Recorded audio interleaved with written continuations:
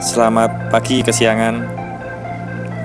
Sekarang saya ada di Tugu Yogyakarta yang terletak di antara Jalan Margoutomo yang dulu Jalan Pangeran Mangkubumi terkenalnya, dan di antara Jalan AM Sangaji, Jalan Sudirman, dan Jalan Diponegoro.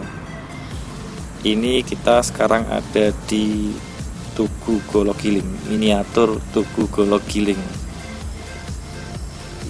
Tugu ini dibangun setahun setelah Yogyakarta berdiri, ya kurang lebih pada tahun 1756. Bentuk awal bangunan ini yang di depan ini berupa silinder atau golong dengan puncak berupa bulatan atau gilik, sehingga terkenalnya Tugu Golong Giling. Bentuknya yang berupa golok giling memiliki makna semangat persatuan antara rakyat dengan rajanya, juga simbol filosofi Jawa manunggaling kawula Gusti, yang bukan hanya berarti menyatunya rakyat dengan penguasa, tetapi juga menyatunya manusia dengan kehendak Sang Pencipta. Pada masa lalu, bulatan atau yang disebut itu yang gilik pada puncak tugu digunakan sebagai titik pandang ketika Sri Sultan Hamengkubuwono pertama meditasi di Bangsal Manguntur Tangkil. Bangsal Manguntur Tangkil adalah ruang tahta yang terletak di Siti Hinggil Lor, pelataran keraton yang tanahnya ditinggikan. Yang di depan ini adalah bu filosofis yang membentang dari Gunung Merapi, Tugu Golong Gilik, Keraton Yogyakarta, Panggung Krapyak, dan Laut Selatan. Untuk sejarah Tugu Golong Gilik ini sangat terkenal karena Tugu Golong Gilik ini pernah runtuh waktu gempa 1867. Itu waktu pada masa pemerintahan Sri Sultan Hamengkubuwono ke-6, tepatnya tanggal 10 Juni 1867. Gempa yang berskala besar membuat bangunan runtuh, termasuk Tugu Golong Giling. Untuk pilar tugu patah kurang lebih sepertiga bagian.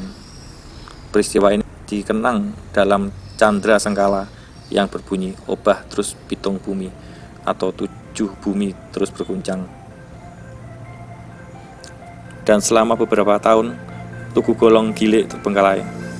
Baru pada masa pemerintahan Sri Sultan Hamengkubuwono ke-7, tugu ini dibangun kembali dan diresmikan pada tanggal 3 Oktober 1889. Pembangunan kembali ini mengubah bentuk yang dari semula golong gilik menjadi berbentuk persegi dan berujung lancip yang seperti ada di depan kita ini. Selain itu, ketinggian tugu yang semula yang tadi golong gilik 25 meter menjadi 15 meter sekarang. Jadi yang di depan ini Tugu Yogyakarta yang sekarang kita kenal Tugu Jogja, yang identik ke Jogja, ini sekarang tingginya 15 meter. Dan di dalam Tugu Jogja itu ada 4 prasasti di tiap sisinya. Keempat prasasti itu merekam suatu proses pembangunan kembali.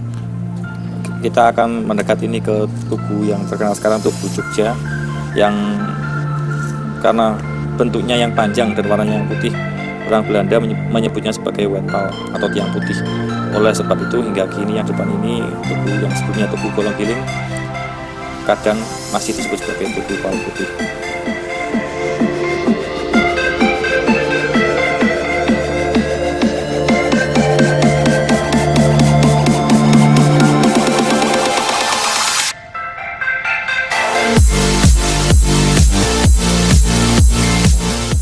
Depan ini adalah prasasti yang di sebelah sisi timur, ya, di timur.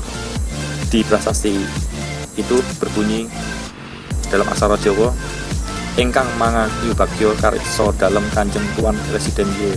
Mullemester, yang artinya itu prasasti ini menyebutkan bahwa Y. Mullemester, Presiden Yogyakarta waktu itu, menyambut baik pembangunan tugu tersebut.